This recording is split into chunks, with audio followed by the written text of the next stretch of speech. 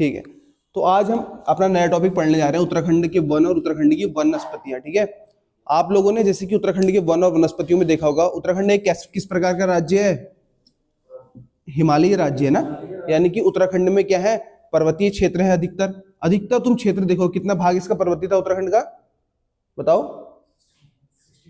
अरे नहीं, बताओ। 86.07 पार्ट क्या है उत्तराखंड का, पर्वतीय है। ठीक है, इतना भाग उत्तराखंड का क्या है, पर्वतीय। बाकी जो रिमेनिंग बच गया वो उत्तराखंड का क्या है, मैदानी भाग है। तो उत्तराखंड की वन और वनस्पतियां किस प्रकार की होंगी? अगर भाग ही ज्यादातर पर्वतीय है, यानी कि पहाड़ों से घिरा हुआ है, तो अधिकतर जो यहाँ की वनस्पतियां होंगी किस प्रकार की होंगी, जो ठंडे से प्रभावित हो, यानी कि ठंडे इलाकों में उत्पन्न होती हैं, ऐसी वनस्पतियां हमें उत्तराखंड में देखने को मिलती हैं। ठीक है, हम छोटे से लेकर अधिकतम ऊंचाई तक की वनस्पतियों के बारे में भी देखेंगे। उत्तराखंड में अधिकतम ऊंचाई पे कौन सी वनस्पति होती है, पूछा गया था एक बार। 5000 मीटर की ऊंचाई पर एक वनस्पति पाई जाती है, भविष्यवाणी में भी तुम्हें देखने को मिलेगा। तुमने झूला वनस्पति पढ़ी है कहीं? झूला, ठीक है, ये झूला क्या है, औषधीय वनस्पति, छोटी सी पौधा टाइप का होता है। ये कहां पर मिलता है आपको? 5000 फीट की ना 5000 मीटर की ऊंचाइयों पे, यानी कि कितना ऊपर की बात हो रही है। ठीक है, ये महान हिमालय रेंज की भी टॉप की बात हो रही है। ठीक है, वैसे उत्तराखंड में आपको अधिकतम चोटी कितनी देखने को मिलती है उत्तराखंड में? 781 किसकी ऊंचाई है? नंदा देवी पश्चिमी की। ठीक है, अभी हम उत्तराखंड की वन और वनस्पतियों के बारे में जानेंगे। तो उत्तराखंड की वन और वनस्पतियों में सबसे पहले हम बात करते हैं नीचे से, यानी कि सबसे नीचे हमारा जो भाबर वाला रेंज लगता है ना, भाबर से नीचे तराई भी है, पर तरफ में भाबर से आपको बताते हुए चलता हूं। तो भाबर वाला जो रेंज लगता है, उसके बाद भाबर से ऊपर हमारा कौन सी रेंज पड़ रही थी, हमने पढ़ी है शिवालिक। कौन सी रेंज पड़ती है?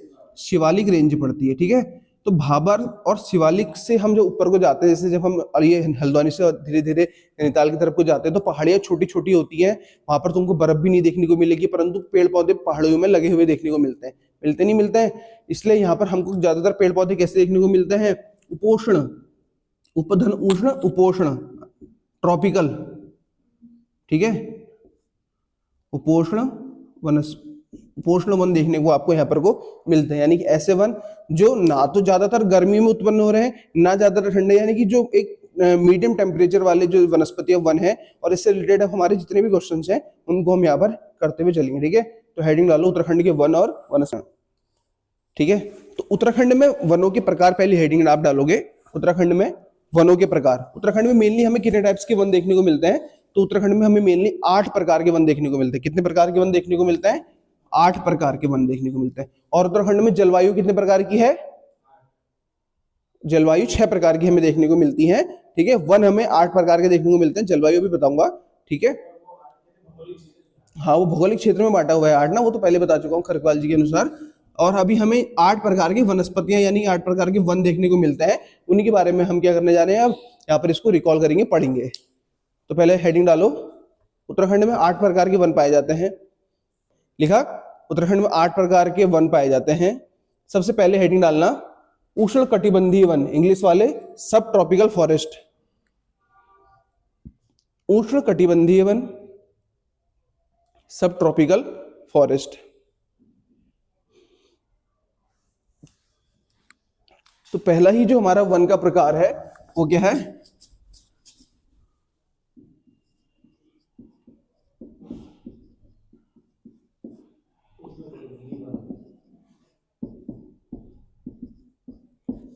उष्ण कटिबंधीय वन, यानी उष्ण कटिबंधीय वन, इनकी ऊंचाई 700 मीटर से 1200 मीटर तक के बीच की होती है। उष्ण कटिबंधीय वन की अभी लिखा हूं मत, समझो। ठीक है, उष्ण कटिबंधीय वन की ऊंचाई हमको कहां से देखने को मिलती है? 700 मीटर, यानी कि लगभग जहां से पहाड़ियां शुरू होती हैं। ठीक है, मैंने तुम्हें बताया था 900 मीटर से नीचे के जितने भी आपको ये आकृति देखने को मिलती है उन्हें क्या कहते हैं? पहाड़ कहते हैं। 900 मीटर से ऊपर के पर्वत कहलाते हैं ना। तो 700 मीटर यानी हमारी पहाड़ियों की बात हो रही है, छोटी छोटी पहाड़ियां, जैसे हमारी नैना पीक हो गई, शेर का टांडा हो गया। तो ये जो पहाड़ियां हैं, यहाँ पर आपको जो वन प्रकार के देखने को मिलते हैं, किस प्रकार के देखने को मिलते हैं? उष्ण कटिबंधीय प्रकार के वन देखने को मिलते हैं। तुम्हें यहाँ पर इसलिए कौन से ज्यादातर वन देखने को मिलेंगे? तुम्हें यहाँ पर साल के वन तुम्हें यहाँ पर देखने को मिलते हैं। मिलते नहीं मिलते हैं? पहाड़ों में जाओगे, कभी इधर को जाओगे तो तुम्हें इधर को भी देखोगे, अपने प्लेन्स वाले भाबर वाले एरिया में, तो तुम्हें साल के वृक्ष देखने को मिलेंगे। और तुम्हें क्या देखने को मिलता है? सागुन देखने को मिलता है यहाँ पर। तो यहाँ पर जो भी लकड़ियां हैं वो मेनली किस काम में आती हैं? वो ज्यादातर काम आते हैं इमारती।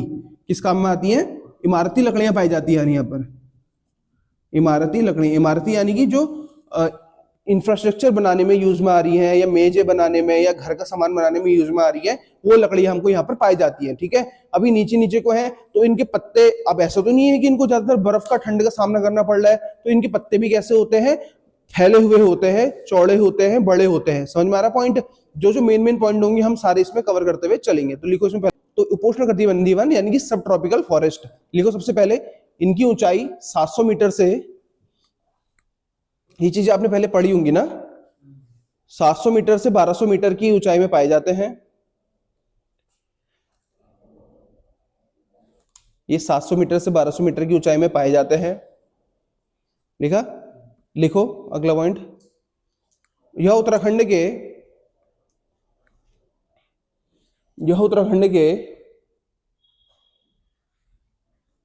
दक्षिणी क्षेत्र, उत्तराखंड के दक्षिणी हिमालय क्षेत्र, उत्तराखंड का दक्षिणी हिमालय क्षेत्र कौन सा होगा? ये हमारा उत्तराखंड है। तो उत्तराखंड का दक्षिणी हिमालय क्षेत्र यानी कि शिवालिक की और लघु हिमालय के नीचे नीचे का पार्ट और शिवालिक के ऊपर ऊपर का पार्ट की यहाँ पर बात हो रही है। ठीक है, यह उत्तराखंड के दक्षिणी हिमालय क्षेत्र में पाए जाते हैं। लिखा? अगला लिखो, अगला पॉइंट बना के लिखना।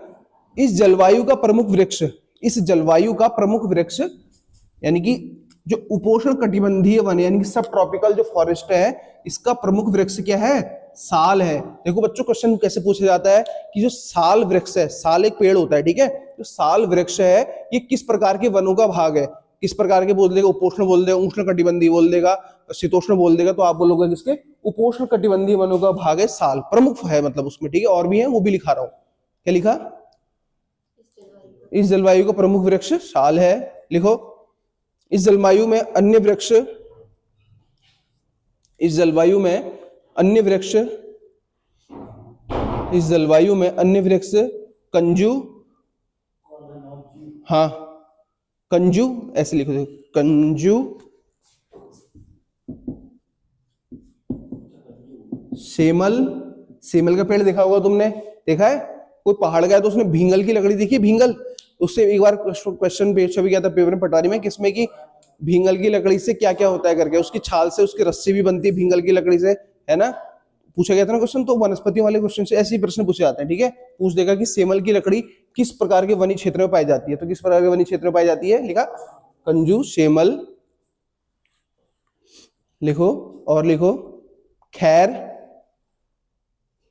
खैर कत्था बनता है, लाल रंग की लकड़ी होती है इसकी, कत्था बनने में प्रयुक्त होती है। ठीक है, हाँ कत्था फैक्ट्री नाम से तो है इधर।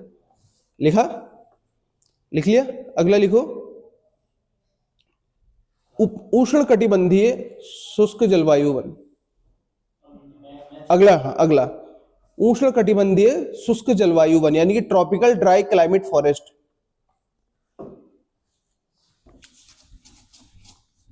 अब दूसरा हमारा टॉपिक है यहां पर, मतलब इसी का वनों के अलग प्रकार है, उष्ण कटिबंधीय शुष्क जलवायु वन, यानी कि ये जो वन होते हैं, आप देखो कि जितना आप ऊपर को जाते रहोगे, पहाड़ों की तरफ को जाओगे, जाते रहोगे, तो वहां पर जो हवाएं हैं वो ठंडी होती रहती हैं। ठंडी हवाओं में उनमें नमी कम होती है, नमी कम होने के कारण से वो हवाएं शुष्क हो जाती है, इनकी ड्राई हो जाती है। ठीक है, ये चीज आपको पता है। तो यहाँ पर जो भी हमारी वेजिटेशंस पाई जाएंगी, जो भी हमारी यहाँ पर वनस्पतियां पाई जाएंगी, उनको हम यहाँ पर क्या करेंगे? कवर करते हुए चलेंगे। अभी इससे रिलेटेड क्वेश्चन पूछा जाता है, वो मैं आपको अभी बताऊंगा। लिखो सबसे पहले, उत्तराखंड में यह वन, उत्तराखंड में यह वन 1200 से 1500 मीटर की ऊंचाई में पाए जाते हैं। 1200 से 1200 यानी 1200 से 1500 की ऊंचाई में पाए जाते हैं।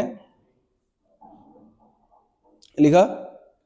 लिखो, इस वन में प्रमुखतः, इस वन में प्रमुखतः ढाक, इस वन में प्रमुखतः ढाक, ढाक ऐसे लिखोगे, हाँ,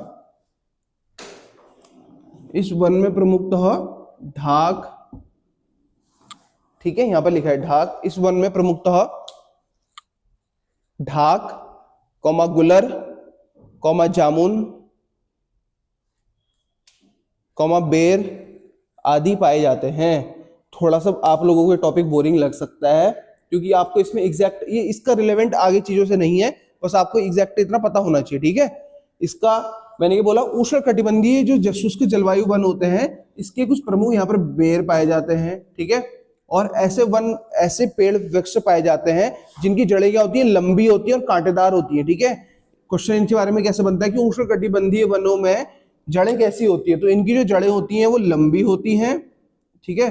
दूसरा कांटेदार होती हैं, क्योंकि यहाँ पर नमी होती है, नमी की कमी होती है, यानी कि यहाँ पर पानी नहीं है, तो इनकी जो जड़ें होती है उतना पोषण लेती नहीं है, जिस कारण से वो क्या करती हैं, फैलना शुरू करती हैं। और जब वो फैलती है पोषण के लिए तो उनमें कांटे भी उत्पन्न होते हैं, ठीक है। इसलिए यहाँ पर जो अधिकतर वृक्ष पाए जाते हैं उनकी जड़ें कैसी होती है, लंबी और कांटेदार होती है। लिखो इसमें अगला पॉइंट, इन वनों की वृक्षों की जड़ें, इन वनों की वृक्षों की जड़ें लंबी और कांटेदार होती हैं। किन वनों की बात कर रहा हूं मैं, हाँ, इतना लंबा भी नहीं भी बोलोगे तो सीधे सीधे समझ लो, ट्रॉपिकल ड्राई फॉरेस्ट की बात कर रहा हूं, ठीक है, यानी कि शुष्क जलवायु वाले वनों की बात कर रहा हूं, ठीक है। अगले वन का नाम लिखो, उष्णकटिबंधीय आर्द्र वन। उष्णकटिबंधीय आर्द्र वन, tropical wet forest, wet climate forest. अब हमारा अगला टॉपिक है, मतलब इसी के वनों के प्रकारों में, वनों के 8 प्रकार होते हैं। कितने प्रकार है उत्तराखंड में वनों के, 8 प्रकार हैं। उन 8 प्रकारों में से पहला है उपोष्ण कटिबंधीय वन, जिसके बारे में मैंने आपको बताया। दूसरा है उष्ण कटिबंधीय शुष्क जलवायु वन, यहाँ की जो जड़ें होती हैं कैसी होती हैं, लंबी होती हैं और कांटेदार होती हैं, ये भी मैंने आपको बताया, ठीक है। उष्ण, अब आगे हमारा उष्ण कटिबंधीय आर्द्र वन, यानी उष्ण कटिबंधीय आर्द्र वन में आपको किस प्रकार के वृक्ष देखने को मिलेंगे, यानी कि यहाँ पर नमी बनी रहती है।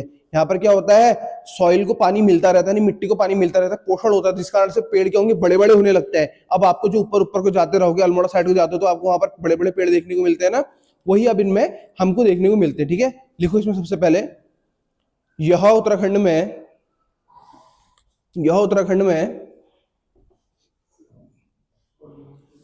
1500 मीटर से ऊंचाई के क्षेत्र में पाए जाते हैं।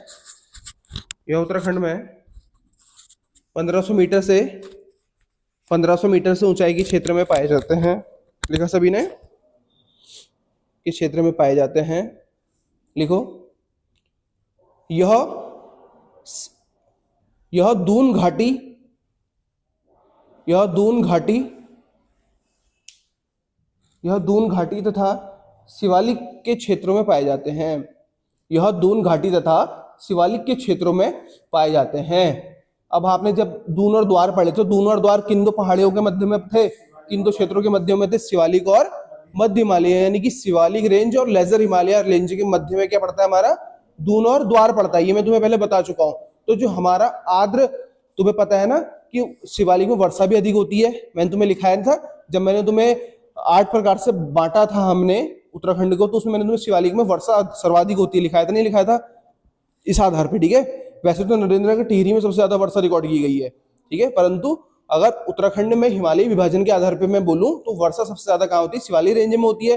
वर्षा शिवालिक रेंज में सबसे ज्यादा होती है, तो वहां पर किस प्रकार के वन होंगे, उष्ण कटिबंधीय यानी कि ट्रॉपिकल आर्द्र जलवायु वन, यानी कि ऐसे वन जिनको पानी मिलता रहता है, पानी की कोई कमी नहीं है। लिखा ये पॉइंट, लिखो इसमें अगला पॉइंट। कॉन्सेप्ट समझते हुए चलना, मतलब तुम्हें रटने की जरूरत नहीं पड़ेगी, ठीक है। अब तुम्हें इसमें रटने की जरूरत नहीं कि शिवालिक में ही क्यों पाए जाते हैं करके, क्यों, क्योंकि वर्षा अधिक है, पानी अधिक है, इसलिए आर्द्र वन वहां पर हमें देखने को मिलते हैं। लिखो, यह वन एक मौसम के बाद अपने पत्ते गिरा देते हैं। यह वन एक मौसम के बाद अपने पत्ते गिरा देते हैं। इनके प्रमुख वृक्ष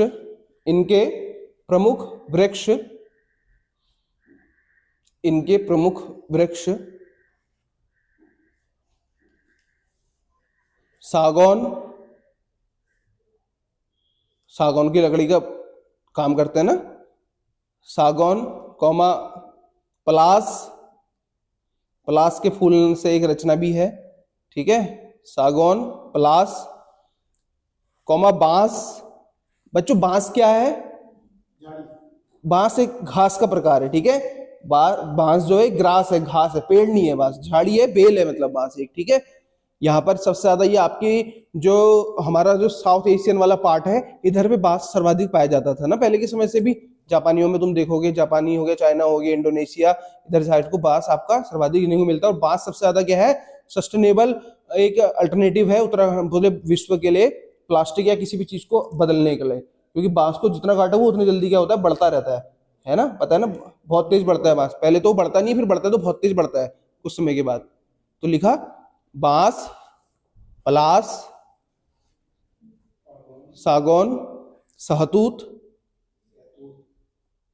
सहतूत आदि, सहतूत, हाँ सहतूत आदि लिखा। अब चौथे प्रकार का जो वन है वो हमारे लिए इंपॉर्टेंट है, इसको बोलते हैं कोणधारी वन। क्या बोलते हैं? कॉनिकल फॉरेस्ट, कोणधारी वन। कोणधारी वन हमारे लिए बहुत इंपॉर्टेंट है वनों के सभी प्रकारों में। क्यों? क्योंकि इसको उत्तराखंड में मिश्रित वन प्रकार कहा जाता है। क्या कहा जाता है? वनों का मिश्रित वन प्रकार कहा जाता है इसे, मिश्रित वन या जलवायु प्रकार। ये बिल्कुल इंपॉर्टेंट लाइन है और इसको याद रखना। क्यों? क्योंकि जो कोणधारी वन होते हैं, अभी तक आप देखो 1500 तक पहुंच गए थे, परंतु जो कोणधारी वन होते हैं वो 800 मीटर की रेंज से ऊपर उठ जाते हैं। 800 मीटर की जो रेंज है उससे ऊपर भी कोणधारी वन आपको देखने को मिलते हैं। इस कोणधारी वन का सबसे अच्छा उदाहरण कौन सा होगा? हमारा चीड़। कौन सा? चीड़, ठीक है। चीड़ हो गया, तुमने देखा होगा चीड़ से क्या बनता है? लीसा बनता है। लीसा अत्यधिक काम आता है, ज्वलनशील पदार्थों में भी काम आता है, और तारपीन का तेल बनता है, और इसका उद्योग उसमें भी प्रयोग होता है, चिकित्सा में भी इसका प्रयोग होता है, ठीक है, लीसे का। और इसके जो पत्ते होते हैं वो पिरूल होते हैं ना, पिरूल, वो क्या होते हैं? जलने, बहुत ज्यादा ज्वलनशील होते हैं। जो पहाड़ों में ज्यादातर आग लगती है वो पिरूल के कारण से लगती है, वो बहुत जल्दी आग पकड़ लेते हैं, ठीक है। तो ये जो आपका कोणधारी वन है, कोणधारी वन क्यों हुए? कोणधारी वन इसलिए बनते हैं क्योंकि देखो जब पहाड़ होते हैं, पहाड़ों में बर्फ पड़ती है, तो उन बर्फ अगर ऐसे पत्तों में पड़ेगी तो पत्ते टूटेंगे, अपना प्रकाश संश्लेषण कर नहीं पाएंगे, और धीरे धीरे करके वो पेड़ मर जाएगा, ठीक है। और कोणधारी वन ऐसी जगहों में पाया जाता है जहां पर बर्फबारी अत्यधिक मात्रा में होती है, बर्फ अधिक पड़ती है।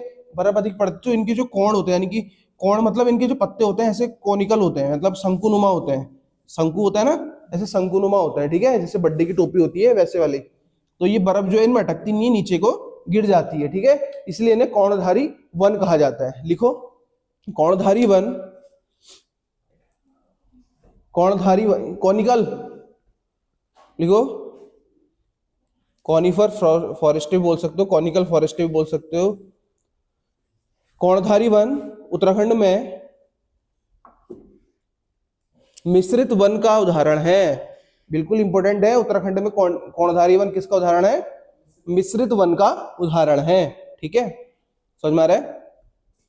लिखो, यह 900 से 1800 मीटर की ऊंचाई में पाए जाते हैं। यह 900 से 1800 मीटर की ऊंचाई में पाए जाते हैं,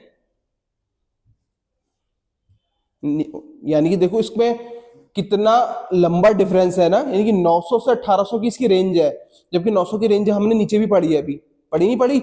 700 से लेकर के कौन ऊपर, यानी कि ट्रॉपिकल वाले में हमने सब ट्रॉपिकल रेंज में पढ़ी थी, नहीं पढ़ी थी 700 से 1200 वाली। तो उसमें हम, अब मैं इसमें कह रहा हूँ कि 900 से 1800 की इसकी रेंज है, यानी कि इसीलिए इसको मिश्रित क्या बोलते हैं? वन बोलते हैं। क्यों? क्योंकि ये आपका उपोष्ण में भी आता है ऊपर, यानी कि गर्मी में भी ये वन होते हैं, और ये ठंडों में भी होते हैं ऊपर को, ठीक है, समझ में आ रहा है?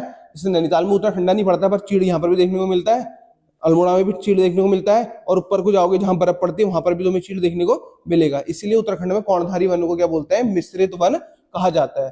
तो लिखो, हाँ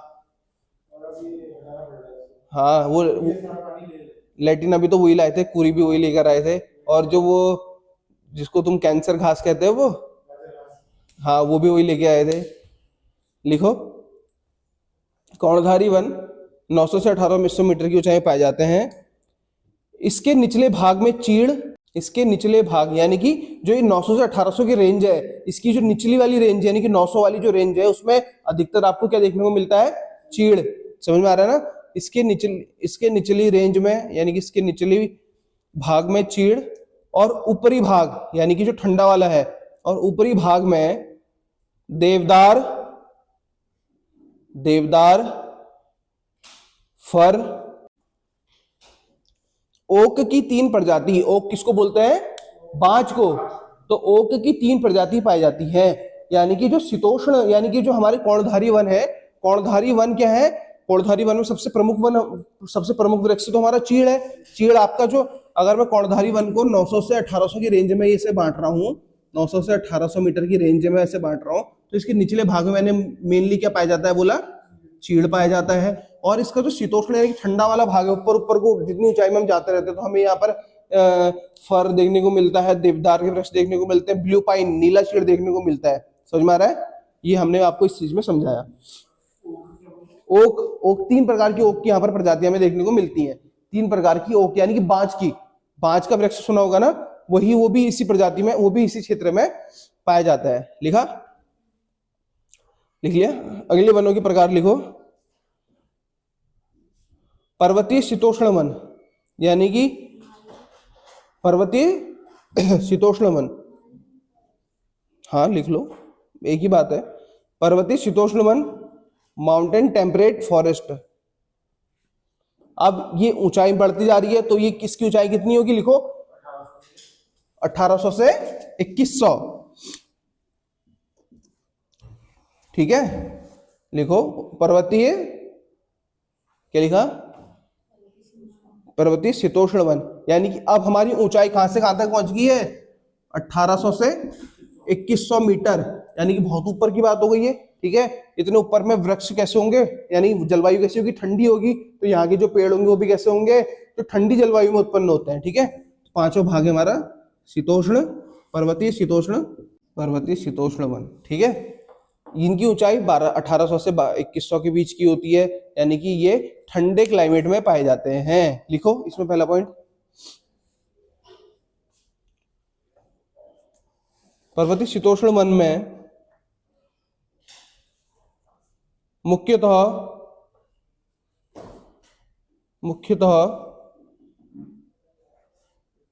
पर्वतीय शीतोष्ण वन में मुख्यतः चीड़, हाँ चीड़, पर चीड़ प्रमुखतः कोणधारी का हुआ है। ठीक है, मुख्यतः चीड़, कौमा मोरू, ऐसे लिखना, और खरसू। ये क्या है? बांज की अलग प्रजातियां हैं। ठीक है, मोरू, कौमा खरसू, कौमा वर्च। देखा है? नहीं देखा?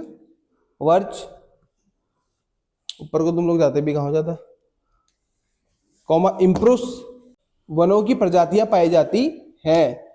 ठीक है, समझ में आया? वनों की प्रजातियां पाई जाती है। अब हम जो देखेंगे, अब हम देखेंगे क्या? उप अल्पाइन वन या अल्पाइन वन। अल्पाइन से कोई चीज याद आ रही है जो मैंने पढ़ाई थी? अल्पाइन घास के मैदान, कौन? क्या? बुग्याल। बढ़ाई नहीं मैंने? अल्पाइन गिने कहते हैं हम घास के मैदान जो हमारे बुग्याल हैं, मीणो भी उन्हें कह रहे थे हम, याद आ रहा है? मर्ग भी कह रहे थे, है ना? अब हम पढ़ेंगे उप अल्पाइन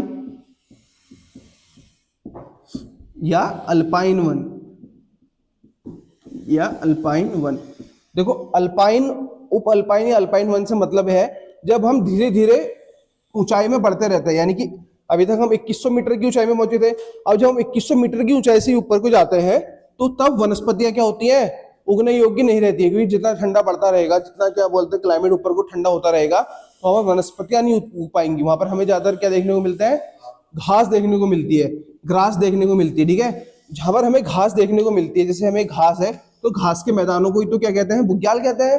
बुग्याल मतलब प्रकृति का बगीचा, और उन्हीं को अल्पाइन कहते हैं। तो जब हम ऊपर को जाते हैं तो हमें क्या देखने को मिलते हैं? घास के मैदान देखने को मिलते हैं, उन्हें हम क्या कहते हैं? अल्पाइन वन या उप अल्पाइन, यानी कि सब अल्पाइन या फिर अल्पाइन फॉरेस्ट। ठीक है, अगली हेडिंग डालो, अल्पाइन फॉरेस्ट या सब अल्पाइन फॉरेस्ट। लिखो इनकी ऊंचाई 2700, इनकी ऊंचाई 2700 तक या उससे अधिक भी होती है, 2700 तक या उससे भी अधिक भी होती है, लिखा, तक या उससे अधिक भी होती है। यहां प्रमुखतः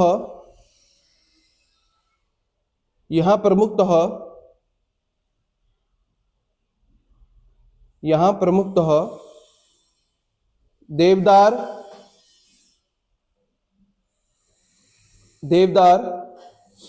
कॉमा सिल्वर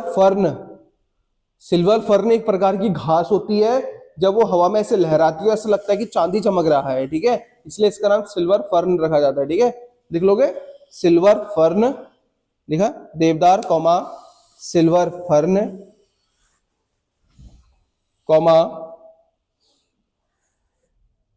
कॉमा बुरांस आदि पाए जाते हैं।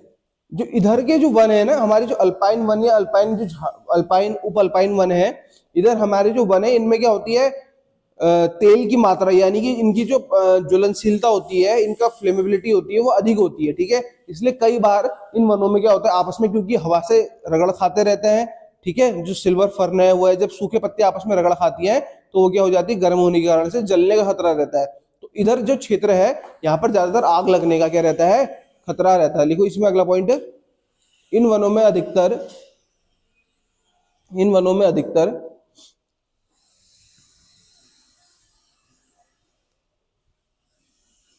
आग लगने का खतरा रहता है, आग लगने का खतरा रहता है, लिखा। अब अगला लिखो, अल्पाइन झाड़ियां, एक घास के मैदान यानी कि मीडोज। अब सातवां प्रकार है हमारे क्या,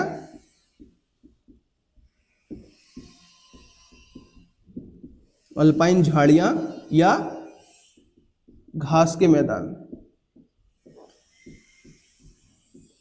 देखो ऊपर तो तुम्हें फिर भी पेड़ पौधे देखने को मिल रहे थे, सिल्वर फर्न ही देखने को मिल रहा था। अब हम अल्पाइन झाड़ियों की तरफ को आ गए हैं, इनकी घास के मैदान की तरफ को आ गए हैं। अब तुम्हें यहाँ पे मीडोज देखने को मिलेंगे, यानी कि अधिकतर बुग्याल वाले क्षेत्र ही तुमको यहाँ पर क्या होंगे, देखने को मिलेंगे। और ये सबसे ज्यादा फेमस होता है किसके लिए, जड़ी बूटियों के लिए। किसके लिए, जड़ी बूटियों के लिए। जैसे तुम लोगों को मैंने बताया था यारसा गंबू के बारे में, तो जब यारसा गंबू यानी कि केला जड़ी को कोई खोजने जाता है, मैंने बताया था उसको बहुत हाई एल्टीट्यूड में जाना पड़ता है उसके लिए, ठीक है। वो ज्यादा तुम ऐसे पेड़ में लगा हुआ थोड़ा मिलता है, उसको घास में से ढूंढ के देखना पड़ता है। यानी कि औषधियां, वनस्पतियां या जड़ी बूटियां जितनी भी हैं आपको अल्पाइन झाड़ियां या घास के मैदान या मीडोज वाले क्षेत्र में देखने को मिलती है। तो लिखो इसमें सबसे पहले हेडिंग, अल्पाइन झाड़ियां।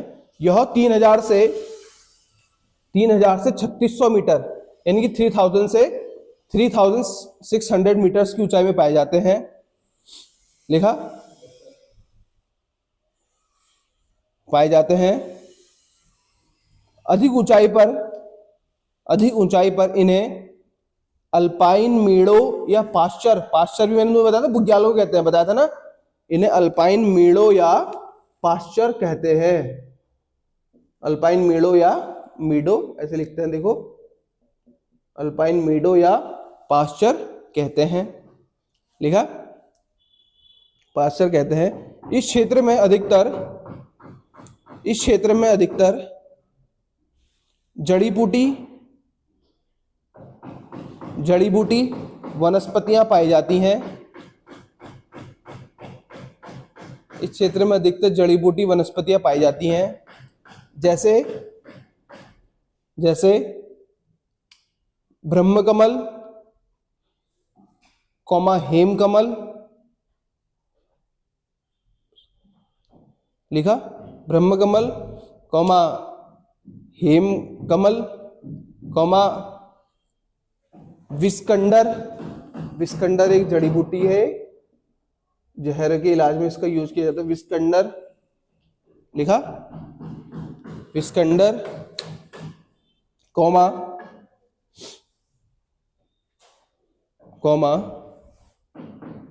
रत्न ज्योति, पूछा नहीं गया है पर तुम्हें बता दे रहा हूं मैं, ठीक है, रत्न ज्योति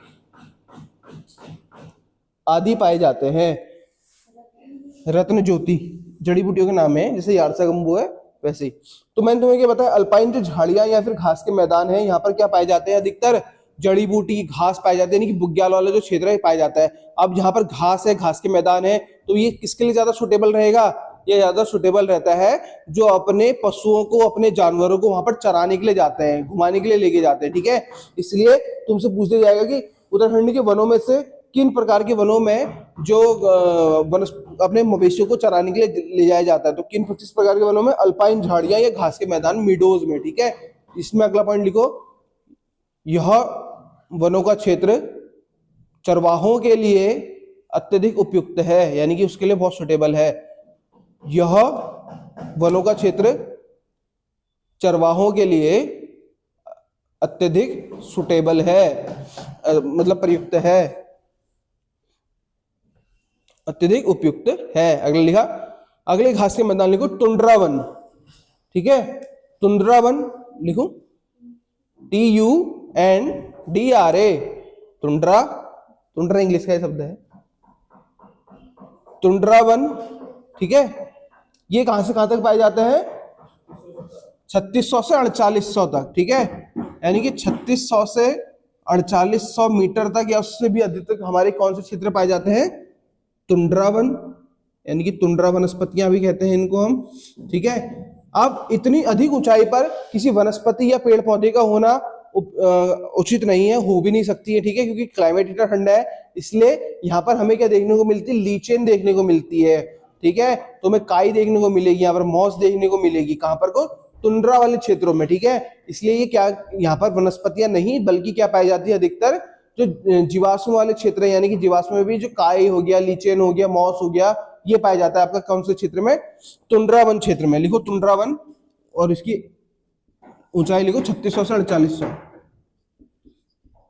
हिंदी में से टुंड्रा लिख देते हैं, टुंड्रा वन 3600 से 4800 मीटर की ऊंचाई में। वो आगे देखो कितना लिखा है, 3600 से 4800 तक लिखो। इन क्षेत्रों में अधिक ऊंचाई होने के कारण, इन क्षेत्रों में अधिक ऊंचाई होने के कारण काई और लीचेन पाया जाता है। काई समझते हो ना, काई जो पानी में हरे हरे रंग की जम जाती है, काई और lichen, comma moss, moss garden कहाँ है, लीचेन गार्डन, लाइकेन बता रहे हो, हाँ सही है, लाइकेन गार्डन, मुंशियारी, पिथौरागढ़, ठीक है, लिखा। अब तुमको उत्तराखंड के वनों का एक ओवरव्यू छोटा सा समझ में आया नहीं आया बच्चों, आया कि नहीं आया, कि हमने कहां से कहां तक उत्तराखंड के वनों को देखा, कि उपोष्ण कटिबंधीय वन, यानी कि ना ज्यादा ठंडे ना ज्यादा गर्म, ठीक है। उपोष्ण कटिबंधीय वन हमने देखे कि ना ज्यादा ठंडे ना ज्यादा गर्म, इनकी ऊंचाई भी कम थी। कहां से कहां तक थी उपोष्ण कटिबंधीय वनों की ऊंचाई, 700 से 1200 मीटर। ये क्या है, उपोष्ण कटिबंधीय वन, यानी कि कम ऊंचाई में पाए जाते हैं। तो यहाँ पर कम ऊंचाई से होने के कारण से क्या है, ना यहाँ पर की वनस्पतियां ज्यादा ठंडी होती है ना ज्यादा गर्म होती है, क्या होती है, संयुक्त प्रकार की होती है। और ये यहाँ पर के जो वन है, यहाँ की जो फॉरेस्ट है, उनकी लकड़ियां ज्यादातर किस काम में आती है, इमारती काम में आती है, यानी कि घरों में मेज बनाना, बेड बनाना, काम अन्य कामों में आती है। उसके बाद हमने दूसरा टॉपिक दूसरा पढ़ा, उष्ण कटिबंधीय वन, ठीक है, यानी कि ट्रॉपिकल शुष्क ड्राई फॉरेस्ट। उस ट्रॉपिकल ड्राई फॉरेस्ट की ऊंचाई कहां से कहां तक थी हमारी, 1200 मीटर तक, ठीक है। ये क्या है, ड्राई फॉरेस्ट की हमारी ऊंचाई थी। यानी कि यहाँ पर हमने देखा कि पानी की कमी होने के कारण से जो वनस्पतियां होती है क्या होती हैं, ड्राई होती है, शुष्क होती हैं। तो उस कारण से उनकी जड़ें क्या होती हैं, लंबी होती हैं, जड़ें लंबी होती है और कांटेदार भी होती है। क्विक रिवीजन हम यहाँ पर देख रहे हैं, ठीक है। उसके बाद में हमारा कौन सा है, उष्ण कटिबंधीय वन होगा आर्द्र वन, आर्द्र जलवायु वन, यानी कि जो वेट क्लाइमेट वाले फॉरेस्ट। मैंने तुम्हें और क्या बताया था उष्ण कटिबंधीय वनों के बारे में, आर्द्र वन है, पानी कहां पर मिलेगा तुम्हें, शिवालिक में। तो उष्ण कटिबंधीय आर्द्र वन ज्यादातर कहां पाए जाएंगे, अधिकतर कहां देखने को मिलता है, शिवालिक में देखने को मिलता है। तो उष्ण कटिबंधीय आर्द्र जलवायु वन हमको कहां देखने को मिलेंगे, मेनली शिवालिक में और दून वैली में, ठीक है, शिवालिक और दून वैली में। उसके बाद में कौणधारी वन की बात करी, कौणधारी वन हमारे लिए इंपोर्टेंट है, इन्हें मिश्रित वन प्रकार भी कहा जाता है, ठीक है, यानी कि मिक्स फॉरेस्ट भी इन्हें कहते हैं मिश्रित वन। क्यों कहते हैं मिश्रित वन, क्योंकि इनकी रेंज आपकी कहां तक आती है, उपोष्ण से लेकर के पर्वतीय शीतोष्ण तक भी आती है, ठीक है। यानी कि ये गर्मी में भी और जाड़े में भी है, इसलिए इनको हम क्या कहते हैं, मिश्रित वन कहते हैं। और इसकी सबसे प्रमुख वृक्ष कौन सा है, चीड़ का वृक्ष है, ठीक है। उसके बाद हम बात करते हैं पर्वतीय शीतोष्ण वनों की। पर्वतीय शीतोष्ण वन अत्यधिक 1800 से 2100 की ऊंचाई में पाए जाते हैं, ठीक है। इसलिए यहाँ पर जो वनस्पतियां होती है ज्यादातर हमको बाज हो गया, गुरसु हो गया, और जो ऐसी ब्लू पाइन वाली ये जो भी वनस्पति हमें यहाँ पर को देखने को मिलती है, इसको अल्पाइन वन। अल्पाइन वन क्या होता है, और ये अधिक ऊंचाई में अल्पाइन वन, इससे भी ज्यादा, ठीक है। तो यहाँ पर हमें धीरे धीरे वनस्पतियां कम देखने को मिलती है। जैसे यहाँ पर हमको क्या देखने को मिलता है, यहाँ पर देवदार के वृक्ष देखने को मिलते हैं, सिल्वर फर्न हो गया। मैंने इसलिए बताया कि यहाँ पर अल्पाइन वनों में आग लगने की भी घटनाएं क्या होती हैं, अधिक होती हैं, ठीक है। क्योंकि इनमें क्या होता है, अपना नेचुरल ऑयल होता है जो उसे जलाने का काम करता है। सड़क जब वो आपस में टकराते हैं हवा से। अल्पाइन झाड़ियां, ये घास के मैदान, मीडो भी कहते हैं। ये सबसे ज्यादा किसके लिए सूटेबल है, जो चरवाहे हैं, जो गाय भैंसों को चराने के लिए आते हैं, क्योंकि यहाँ पर घास के मैदान अधिकतर पाए जाते हैं, आपको देखा होगा, ठीक है। उसके बाद हमने टुंड्रा वन की बात करें। टुंड्रा वन में लीचेन हो गया, काई हो गई, और ये चीजें हमको देखने को मिलती हैं। तो आज ये छोटा सा टॉपिक हमारा यहाँ पर समाप्त हुआ। अगर आपको इससे रिलेटेड और चीजें कुछ भी लगती है तो पूछिएगा, और मैं आगे से अब कोशिश करूंगा कि अगला टॉपिक जो मैं नदी तंत्र की तरफ जाऊं, या होगी तो पहले वनस्पति वनमाला जो मिट्टी के अन्य प्रकार हैं वो भी हम कवर कर सकते हैं, परंतु अब हम धीरे धीरे करके अपना लेवल अप करने जा रहे हैं, ठीक है। आज के उत्तराखंड के बाद 8 प्रकार के समझ में आए सभी को, क्लियर है ना, ठीक है, धन्यवाद।